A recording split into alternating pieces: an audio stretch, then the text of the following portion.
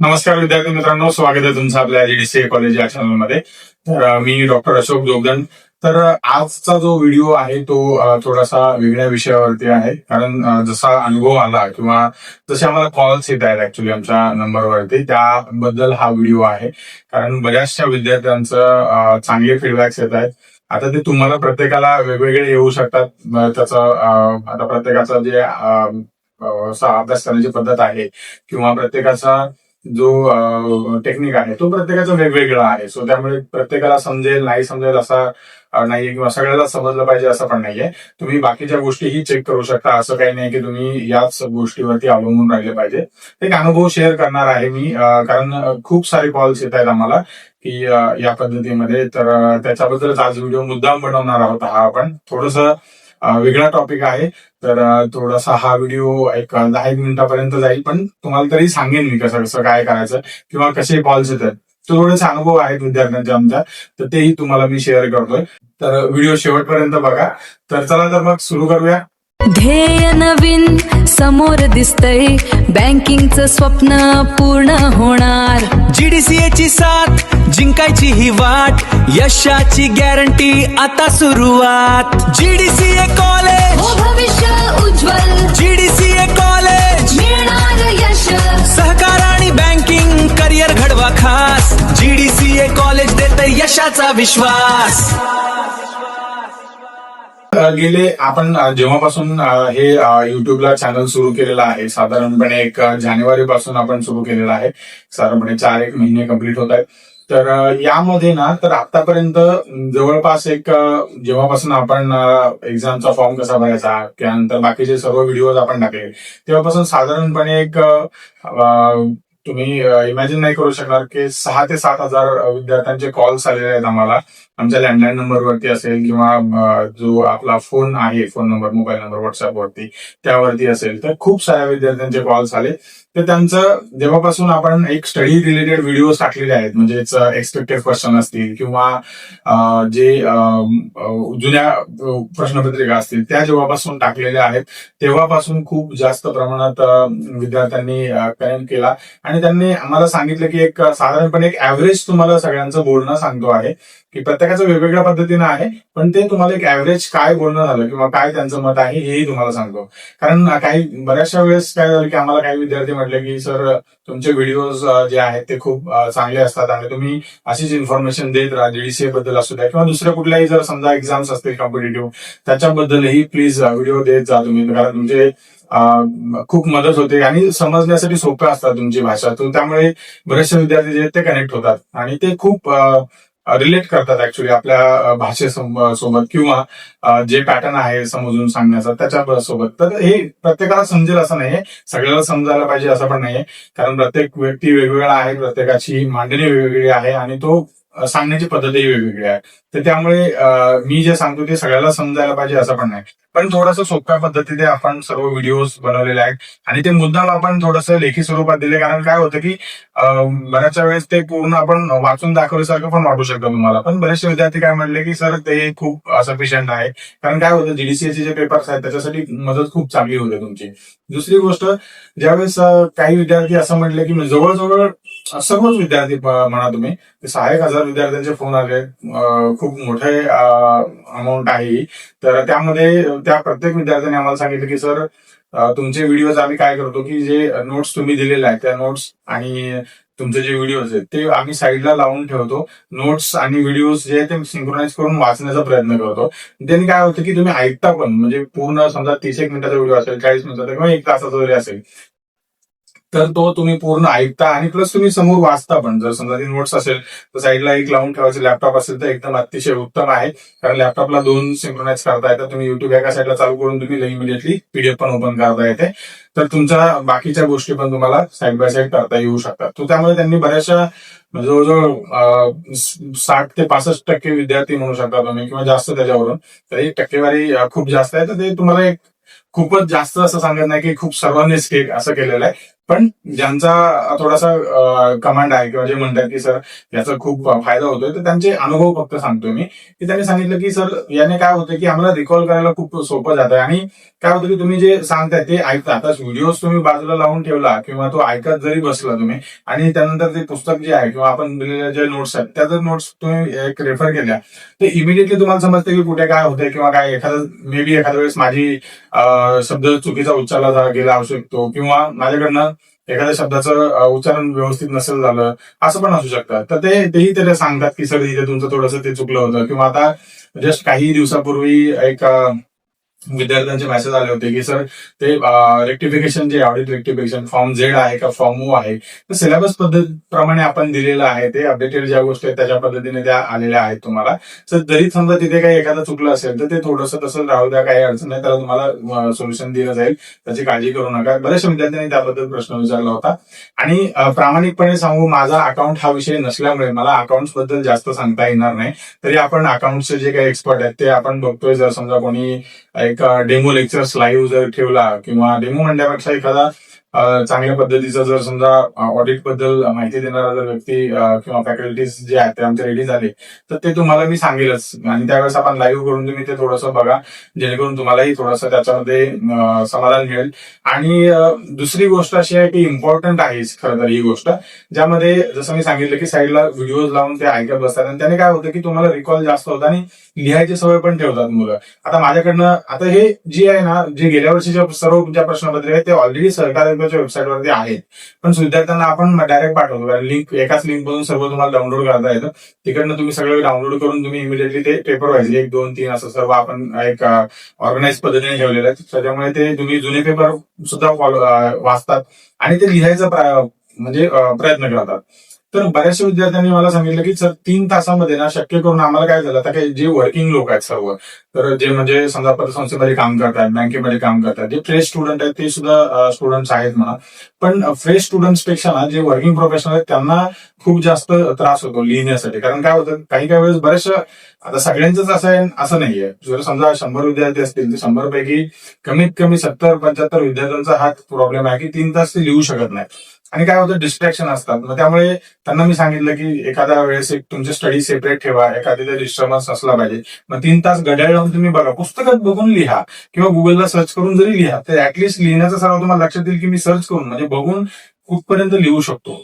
मग ते तुम्हाला लक्षात येईल. आणि जर समजा उत्तर ते स्पेसिफिक असेल, समजा जसं मी सांगितलं पूर्वी आपण जे उत्तर कसे लिहायचे त्यामध्ये की तुम्ही प्रस्तावना अगोदर लिहा, त्यानंतर उत्तराचा जो मुद्दा आहे तो लिहा. जर समजा कार्य विचारले कार्य लिहा, आणि त्यानंतर खाली तुमचा निष्कर्ष आला पाहिजे. आणि हे जो पॅटर्न आहे हा सेम पॅटर्न फॉलो करा तुम्ही प्रत्येक पेपरमध्ये. तर त्यांना सांगितल्यामुळे त्यांना थोडंसं अजून ऑर्गनाइज पद्धतीने लिहिण्यास मदत झाली. त्यांचा पुन्हा आपल्याला कॉल आला एक काल साधारणपणे नाही परवा कॉल आला होता खरं तर सोमवारी. तर त्यांनी सांगितलं की सर खूप तुमची हेल्प झाली, कारण त्यांना मी सांगितलं की अशा प्रकारे तुम्ही प्लॅन करा. हे ऑलरेडी व्हिडिओमध्येही आहे, पण त्यांचा मे बी तो स्किप झाला असेल व्हिडिओ, त्यामुळे त्यांच्या लक्षात नाही आलं. तर त्यांनी मला सांगितलं की सर खूप मदत होते प्रत्येक गोष्टीची तुमची. आणि अशीच आपली इच्छा आहे की प्रत्येक विद्यार्थ्याला चांगल्या पद्धतीने जे जीडीसीची परीक्षा देणार आहेत त्यांना सर्वांना ह्या सर्व गोष्टीची माहिती व्यवस्थित मिळावी. आणि जेणेकरून ऍटलिस्ट पुढे ज्यावेळेस ते तुम्हाला समजा आपण एक ऑडिट विषयावरती किंवा पुढे जेव्हा समजा एखादा ऑडिटर बनणार आहे किंवा त्याला एक्सपिरियन्सची गरज आहे, तर त्यावेळेस पण त्याला थोडंसं या गोष्टीचं नॉलेज असणं गरजेचं आहे. कारण नुसतंच जीडीसी पास होऊन पण फायदा नाहीये, थोडीशी माहिती पण असली पाहिजे.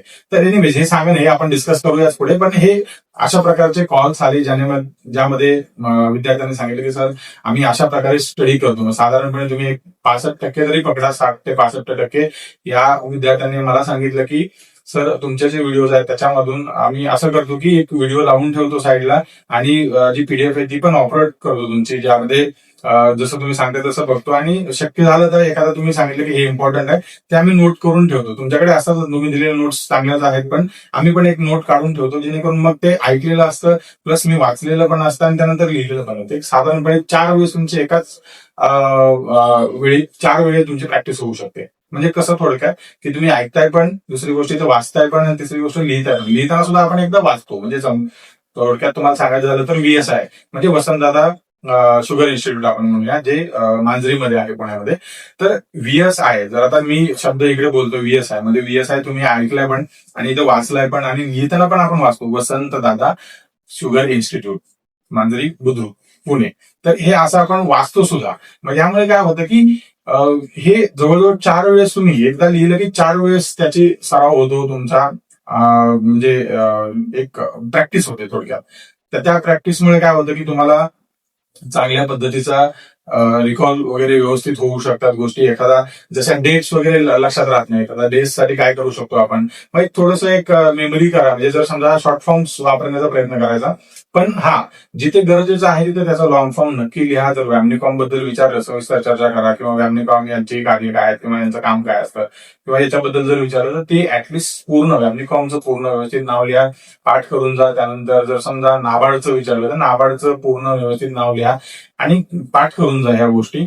आणि नाबार्डचं जर विचारलं म्हणजे शॉर्ट फॉर्म्स लक्षात ठेवा. नाबार्ड कधी स्थापना झालेली आहे, त्यानंतर आरबीआयची स्थापना कधी झाली, एसबीआयची स्थापना कधी झालेली आहे या पद्धतीमध्ये, किंवा VSI वसंतदादा इन्स्टिट्यूटची कधी स्थापना झालेली आहे, ह्या सर्व गोष्टी आहेत. आता आपण एक व्हिडिओ त्याचे देत आहोत पुढे. म्हणजे VSI असेल, यशदा असेल किंवा निकॉम वगैरे असेल, या सर्वच्या सर्व इन्स्टिट्यूट जे आहेत कोऑपरेटिव्ह सेक्टर मधले, यांच्याबद्दल सर्व इन्फॉर्मेशन आपण देणार आहोत. त्यांचं काम कसं असतं किंवा कशा प्रकारे काम करतात, त्यांचा इतिहास काय आहे आणि कुठल्या कारणासाठी त्याची स्थापना झाली होती, ह्या सर्व गोष्टी येतीलच पुढे व्हिडिओमध्ये. तर हे सांगण्याचा उद्देश असा आहे की जे विद्यार्थ्यांनी आम्हाला कॉल केले, तुम्ही जरी तसं फॉलो केलं, जर शक्य असेल तर करा. कारण जास्त वेळ देणार तुमच्याकडे नसणार आहे, कारण जॉब करता प्रत्येक व्यक्ती. ऑलमोस्ट आता जीडीसीला जे बसलेले विद्यार्थी आहेत ते सर्वच्या सर्व वर्किंग प्रोफेशनल आहेत. म्हणजे जर समजा 100 विद्यार्थी असेल तर 100 पैकी साधारणपणे 90-91% जी मुली विद्यार्थी आहेत ती जॉब करतात.